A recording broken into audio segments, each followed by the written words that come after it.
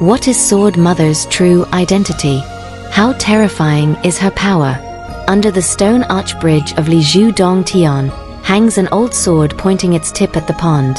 The old sword, appearing rusty and ancient, is actually the greatest opportunity within Li Zhu Dong Tian. After the old sword recognizes Chen Ping'an as its master, it starts to care for Chen Ping'an immensely, leading readers to affectionately call it Sword Mother.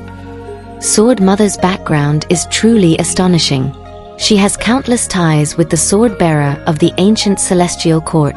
Before the collapse of the divine path, the sword bearer was one of the 5 supreme deities of the ancient celestial court.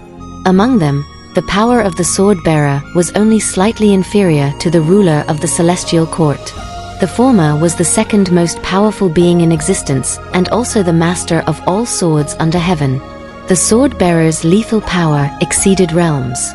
She once waged wars across the 4 corners of the land for the ancient celestial court.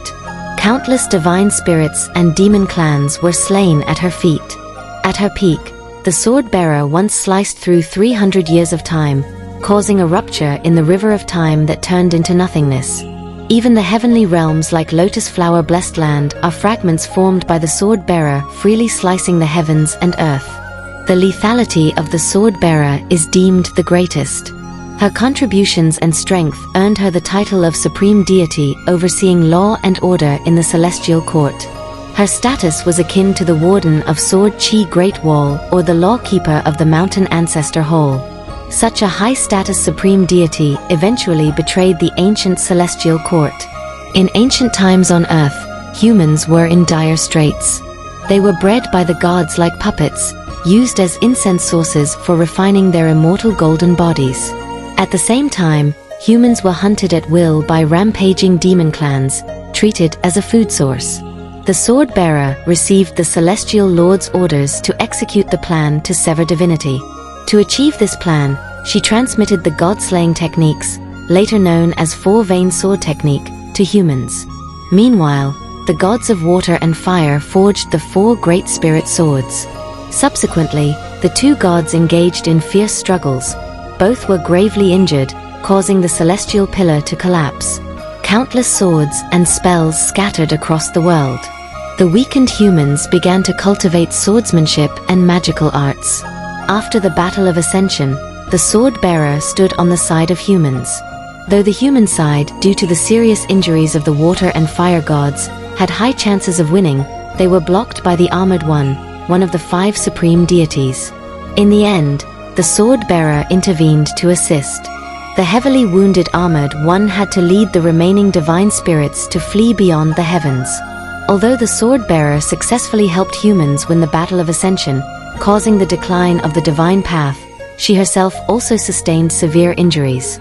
Worse yet, some humans, after seizing the celestial court under the leadership of military ancestors and a group of rebellious sword cultivators, even attempted to become new gods in the old celestial court, triggering a civil war among humans. During this time, another faction of sword cultivators led by Chen Qingdu was neutral. Although the 3 teachings ancestors eventually quelled the civil war, they were deeply wary of sword cultivators. Thus, some wished to eliminate them quickly. A young and impetuous Chen Qingdu sought to reignite the conflict. Surprisingly, the sword bearer chose to aid Chen Qingdu. To prevent uncontrollable developments, finally, the Supreme Saint Master of Confucianism stood up to bear the consequences of the sword cultivator's actions, ensuring a smooth conclusion to the first riverbank meeting. The sword bearer, to carry out the celestial lord's plan, gradually shed a portion of her divinity, thus evolving into the old sword. Therefore, the spirit of the old sword, Sword Mother, is both the sword bearer but not entirely the sword bearer. However, it is certain that the old sword is the most lethal magic sword in the world. For millennia, the old sword quietly remained under the arch bridge of Li Zhu Dong Tian, until Qi Jingchen made repeated appearances, pleading with Sword Mother to give Chen Ping'an a chance. It was from this point that Sword Mother began to secretly watch over Chen Ping'an. After witnessing Chen Ping'an's unwavering hope in the world, she agreed to Qi Jingchuan's request to give Chen Ping'an a chance. Chen Ping'an, the young boy from the small town, successfully became the second and final master of Sword Mother. In the future, Sword Mother will accompany Chen Ping'an to see the human world. She wonders if the human world is still like it was millennia ago. Although Chen Ping'an gained Sword Mother's recognition in Li Zhu Dong Tian, his current strength is insufficient to wield Sword Mother. Thus, Sword Mother made a century-long pact with Chen Ping'an. Once he reaches the 10th level of the Qi refining realm, he can return to Li Zhu Dong Tian to retrieve the old sword. During this century-long pact, Chen Ping'an has faced several deadly trials, and Sword Mother intervened to assist him. When Chen Ping'an was repeatedly manipulated by Cui Dongshan, unable to endure it any longer, he invoked Sword Mother's sword aura, intending to kill Cui Dongshan on the spot. Unexpectedly, this act brought Sword Mother and Wensheng to the scene.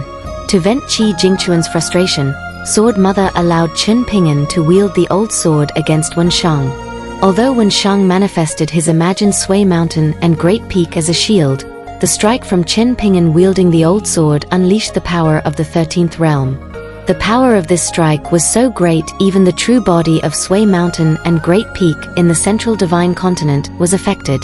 Fortunately, Wensheng had close ties with the Five Mountains' great deity, allowing this matter to be resolved.